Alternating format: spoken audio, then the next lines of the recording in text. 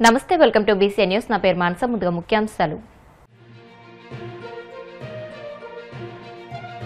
తలుపులమ్మ అమ్మవారిని దర్శించుకున్న అనిత.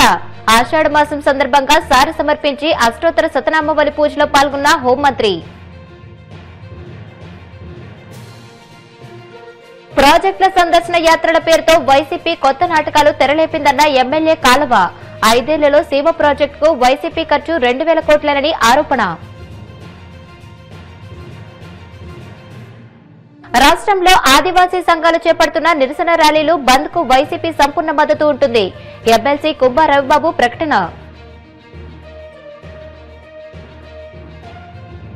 పారిశ్రామికవేత్తలను బెదిరించడం, బాధించడం, మూసివేయించడమే కూటమి ప్రభుత్వ పాలసీ. వైసీపీ రాష్ట్ర అధికార ప్రతినిధి రాచమల్లు శివప్రసాద్ రెడ్డి ధ్వజం. కాకినాడ జిల్లా తుని మండలంలోని ప్రసిద్ధ పుణ్యక్షేత్రం తలుపులమ్మ అమ్మవారిని హోంమంత్రి అనిత దర్శించుకున్నారు. ఆషాఢ మాసం సందర్భంగా అమ్మవారికి సారె సమర్పించారు. అష్టోత్తర శతనామవళి పూజలో పాల్గొన్నారు. అమ్మవారి దర్శనం అనంతరం పండితులు వేదాశిస్సులు అందించారు. తీర్థ ప్రసాదాలు స్వీకరించిన మంత్రి క్యూ లైన్ లో ఉన్న భక్తులతో మాట్లాడి యోగక్షేమాలు అడిగి తెలుసుకున్నారు. భక్తులకు కల్పిస్తున్న సౌకర్యాలపై ఈవో విశ్వనాథరాజుని అడిగి తెలుసుకున్నారు. రాయలసీమ ప్రాజెక్టుల సందర్శన యాత్రల పేరుతో వైసీపీ నాయకులు సరికొత్త రాజకీయ నాటకాలకు తెరలేపారని, ప్రాజెక్టుల గురించి మాట్లాడే నైతిక హక్కు వారికి లేదని ఎమ్మెల్యే కాలువ శ్రీనివాసులు తీవ్రస్థాయిలో ధ్వజమెత్తారు. మంగళగిరి టీడీపీ కేంద్ర కార్యాలయంలో ఏర్పాటు చేసిన మీడియా సమావేశంలో ఆయన మాట్లాడారు. తాము ఏ పని చేశామని, చేసే వాళ్లను చూస్తే కడుపు మంటతో విమర్శిస్తారని చెప్పడానికి వైసీపీ నేతల తీరే నిదర్శనమని ఆయన ఎద్దేవా చేశారు. గత 5 ఏళ్లు ముఖ్యమంత్రిగా ఉన్న జగన్మోహన్ రెడ్డి తాను రాయలసీమ బిడ్డనని చెప్పుకుంటూనే ఆ ప్రాంత భవిష్యత్తును నాశనం చేశారని ఆరోపించారు. గత 2 సంవత్సరాల కాలంగా నిర్విరామంగా నిరాటంకంగా జరుగుతూ ఉంటే ఓర్వలేని వైసీపీ నాయకులు ప్రాజెక్టుల సందర్శన యాత్రల పేరుతో సరికొత్త రాజకీయ నాటకానికి తెరలేపారు. వాళ్ళు చెయ్యరు, చేసే వాళ్ళని చూస్తే కడుపు మంట. చంద్రబాబు నాయుడు గారి నాయకత్వంలో రాయలసీమ ప్రాజెక్టులకు ఒక కొత్త కళ వచ్చింది. 2014-19 మధ్యకాలంలో దాదాపు 65,000 కోట్ల రూపాయలు ఆంధ్రప్రదేశ్ రాష్ట్రంలో సాగునీరు, అనుబంధ రంగాల కోసం ఖర్చు చేస్తే ఒక్క రాయలసీమ ప్రాజెక్టుల విషయంలోనే 12,500 కోట్ల రూపాయలు దాదాపు ఖర్చు పెట్టిన ఘనత చంద్రబాబు నాయుడు గారి సొంతం. 5 ఏళ్ళు జగన్మోహన్ రెడ్డికి అధికారం ఇస్తే రాయలసీమ బిడ్డనని నమ్మించి రాయలసీమ భవిష్యత్తును నాశనం చేసి రాయలసీమ పాలిట ఒక నయవంచకుడిగా మిగిలిపోయినాడు జగన్మోహన్ రెడ్డి. మేము 12,500 కోట్ల రూపాయలు 14-19 మధ్యకాలంలో ఖర్చు పెడితే 19-24 మధ్యకాలంలో జగన్మోహన్ రెడ్డి హయాంలో రాయలసీమ ప్రాజెక్టులకు చేసిన ఖర్చు ఎంత అంటే కేవలం 2,000 కోట్ల రూపాయలు. దాంట్లో కర్నూలు, అనంతపురం, చిత్తూరు జిల్లాలకు అత్యంత ప్రధానమైన హంద్రీనీవా కోసం కనీసం 500 కోట్ల రూపాయలు కూడా ఖర్చు పెట్టడం లేదు. మేము ఒకే సంవత్సరం 3,200 కోట్ల రూపాయలు ఒక్క హంద్రీనీవా ప్రాజెక్టు పైన ఖర్చు పెట్టాం. ఈ 2 ఏళ్ల కాలంలో 12,484 కోట్ల రూపాయలు ఖర్చు చేశాం రాయలసీమ ప్రాజెక్టుల పైన. రాయలసీమ చరిత్రలో ఇదొక సువర్ణాధ్యాయంగా మిగిలిపోతుంది. ఒక 2 సంవత్సరాల కాలంలో 12,484 కోట్ల రూపాయలు సాగునీటి రంగంలో ఖర్చు చేసిన చరిత్ర చంద్రబాబు నాయుడు గారిది. అలాంటి చంద్రబాబు నాయుడు గారి పైన ఈరోజు అవాకులు చవాకులు పేలుతూ పనిలేని వాళ్ళంతా కలిసి ప్రాజెక్టులను సందర్శిస్తున్న ఒక పనికిమాలిన బృందంగా వైసీపీ నాయకులను ప్రజలు చూస్తూ ఉన్నారు. ప్రాజెక్టులు సందర్శించే హక్కు మీకు ఎక్కడ ఉంది అని నేను అడుగుతా ఉన్నా. మీరేమైనా ప్రాజెక్టులు కట్టారా మీ హయాంలో? ప్రాజెక్టుల గురించి అసలు మాట్లాడారా? ఆ రోజు జగన్మోహన్ రెడ్డిని ఇదే రాయలసీమ ఎమ్మెల్యేలు, ఎంపీలు, వైసీపీ నాయకులు ఎందుకు ప్రశ్నించలేదని అడుగుతా ఉన్నా. రాజశేఖర్ రెడ్డి ఏమో బ్రిజేష్ కుమార్ ట్రిబ్యునల్ ముందు మిగులు జలాల ఆధారిత ప్రాజెక్టులకు భవిష్యత్తులో నీటి కేటాయింపులు కోరబోమని లిఖితపూర్వకంగా ఉమ్మడి ఆంధ్రప్రదేశ్ రాష్ట్ర ముఖ్యమంత్రిగా లేఖ ఇచ్చిన మాట వాస్తవం కాదా? ఆ రకంగా రాయలసీమ ప్రాజెక్టులకు ఒక మరణ శాసనం లాంటి లేఖ బ్రిజేష్ కుమార్ ట్రిబ్యునల్కు ఇస్తున్నప్పుడు ఈ రాయలసీమ కాంగ్రెస్ నాయకులు ఎందుకు మాట్లాడలేదని అడుగుతా ఉన్నాం. జగన్మోహన్ రెడ్డి 5 ఏళ్లలో అనేక హామీలు ఇచ్చి రాయలసీమ ప్రాజెక్టుల గురించి ఏమాత్రము శ్రద్ధ కనపరచకపోయినప్పుడు అసెంబ్లీలోనో పార్టీ సమావేశాల్లోనో కనీసం ఒంటరిగానో వెళ్ళి జగన్మోహన్ రెడ్డిని నిన్ను నమ్మి రాయలసీమ ప్రజలు ఓట్లేసి సీట్లు ఇచ్చి గెలిపిస్తే రాయలసీమకు నువ్వు ఏమీ చేయకపోతే ఎట్లా జగన్మోహన్ రెడ్డి అని ఏనాడైనా ఏ ఒక్కరైనా ఇదే వైసీపీ నాయకులు అడిగారా అని నేను అడుగుతా ఉన్నా. అధికారంలో ఉన్నప్పుడు అడగని వాళ్ళు, అభ్యర్థించని వాళ్ళు ఈరోజు తగుదనమ్మా అంటూ రాయలసీమ ప్రాజెక్టుల సందర్శన పేరుతో పనికిమాలిన బ్యాచ్ అంతా ఒకటి వెళ్ళి ప్రజలకు అసత్యాలు చెప్పే ప్రయత్నం చేస్తూ ఉంటే మిమ్మల్ని ఎట్లా నమ్ముతారని నేను అడుగుతా ఉన్నా. ఎట్లా, ఎందుకు నమ్మాలా? 5 ఏళ్ల మీ పరిపాలనలో ఏ ఒక్క ప్రాజెక్టు ముందుకు పోలేదు.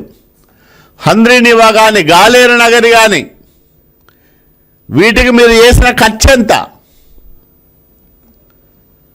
ఏమీ చేయని వాళ్ళు, రాయలసీమ ప్రయోజనాలను కాపాడలేని అసమర్థులు, దద్దమ్మలు అందరూ గుంపు కట్టి ఈరోజు రాయలసీమ ప్రాజెక్టుల సందర్శన యాత్రలు చేస్తూ ఉంటే ఇంత పనికిమాలిన బ్యాచ్ ఎవరైనా ఉంటారా, ఎక్కడైనా ఉంటారా అని ప్రజలందరూ కూడా నవ్వుకుంటా ఉన్నారు. వీళ్ళు 5 సంవత్సరాల కాలంలో ఎక్కడా ఒక తట్టడు మట్టి ఎత్తేసిన పాపాన పోలేదు, 1 సెంటీమీటర్ కాలువ తవ్విన పాపాన పోలేదు.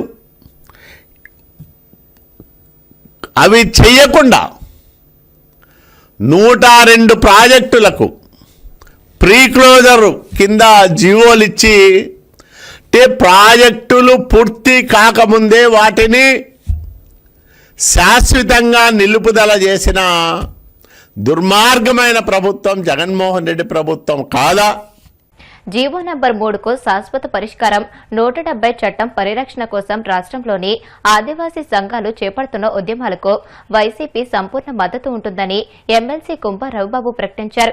గిరిజనుల రాజ్యాంగ హక్కులను కాపాడడం కోసం ఆదివాసీలు తాము అండగా ఉంటామని ఆయన స్పష్టం చేశారు. తమ హక్కుల పరిరక్షణ కోసం ఈ నెల 8న రాష్ట్ర వ్యాప్తంగా ఏజెన్సీ ప్రాంతాల్లో చేపట్టనున్న బంద్కు వైసీపీ పూర్తి సంఘీభావం తెలుపుతుందని వెల్లడించారు. గిరిజన హక్కుల పరిరక్షణలో కూటమి ప్రభుత్వం ఘోరంగా విఫలమైందని, ఎన్నికల సమయంలో ఇచ్చిన హామీలను అధికారంలోకి వచ్చిన తర్వాత చంద్రబాబు విస్మరించారని మండిపడ్డారు. ఏజెన్సీ ప్రాంతాల్లో ఉన్నటువంటి ఆదివాసీ బిడ్డలు చాలా కోపంతో రగిలిపోతున్నారు.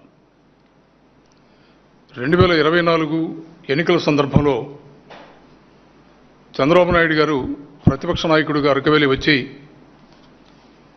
జీవో నంబర్ 3 తెలుగుదేశం పార్టీ అధికారంలోకి వచ్చిన వెంటనే జీవో నంబర్ 3ని పునరుద్ధరిస్తాను, ఒకవేళ సాధ్యం కాకపోతే ప్రత్యామ్నాయమైనటువంటి జీవోను తెస్తాను, 100% ఉపాధ్యాయుల ఉద్యోగాల్లో స్థానిక గిరిజనులకే అవకాశం ఇస్తాను అని బహిరంగ సభలో మాట్లాడారు. ప్రభుత్వం అధికారంలోకి వచ్చి 2 సంవత్సరాలైనా ఈరోజు కూడా దాని మీద ఎలాంటి చర్యలు తీసుకున్నటువంటి పాపన పోలేదు. రెండవ అంశం 170 చట్టం. భారతదేశంలో ఆదివాసీ ప్రాంతాలు కవచం లాంటిది 170 చట్టం. ఆదివాసీ ప్రాంతాలను కానీ ప్రజలను కానీ రక్షించే కవచం 170 చట్టం.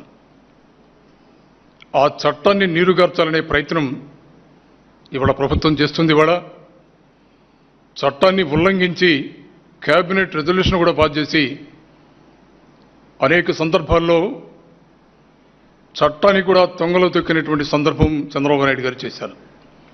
దాని మీద కూడా ఇవాళ ఆదివాసీ ప్రజానీకం రగిలిపోతున్నారు. ఇవాళ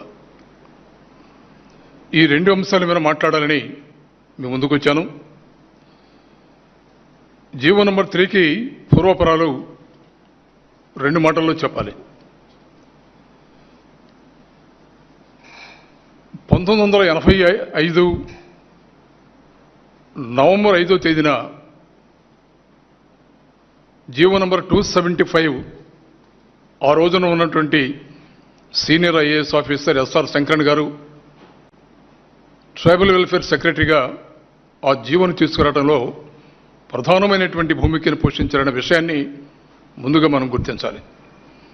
దానికి ప్రధాన కారణం 1985 ప్రాంతంలో ఏజెన్సీ ప్రాంతాల్లో ఉన్నటువంటి విద్యార్థుల్లో 5వ తరగతి వచ్చేటప్పటికే దాదాపు 67% డ్రాప్అవుట్స్ ఉంటున్నారు.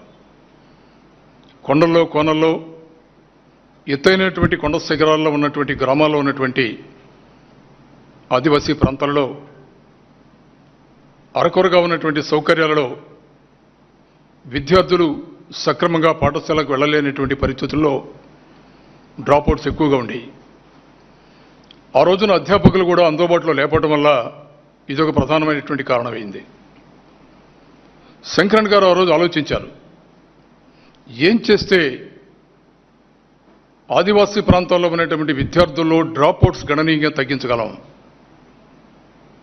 విద్యార్థులు బడికి వెళ్ళటం కాకుండా బడినే విద్యార్థుల దగ్గర తీసుకొస్తే బాగుంటుందన్నటువంటి ఆలోచనతోటి ఆ చిన్న చిన్న గిరిజన గ్రామాల్లో ఎవరైతే 10వ తరగతి దాకా చదువుకున్నారో ఆ గ్రామంలో చదువుకున్నటువంటి అభ్యర్థిని అక్కడే స్కూల్ పెట్టి అక్కడే విద్యని ఆ విద్యార్థులు అభ్యసించే విధంగా వారు వేసినటువంటి ఒక అద్భుతమైనటువంటి ప్రణాళిక జీవో నంబర్ 275.